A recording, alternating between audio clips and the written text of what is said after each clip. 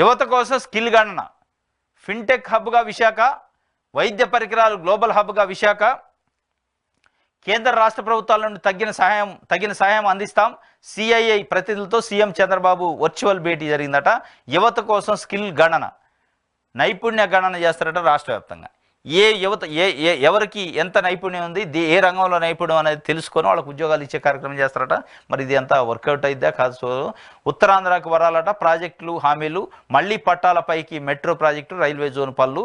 ఇది మొత్తానికి ఆయన నిన్న విజయనగరం ఉత్తరాంధ్ర విశాఖపట్నం ఆ ఏరియాలో పర్యటించినప్పుడు స్కిల్ గణన చేస్తామని చెప్పిన పరిస్థితి. ఇది ఒక వార్త.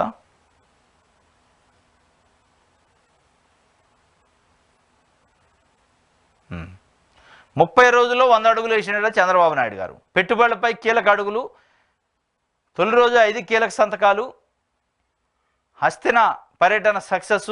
ఇవన్నీ సక్సెస్ అయిందన్నట్టు ఆంధ్రజ్యోతి. 30 రోజులు అంటే నెల అయింది.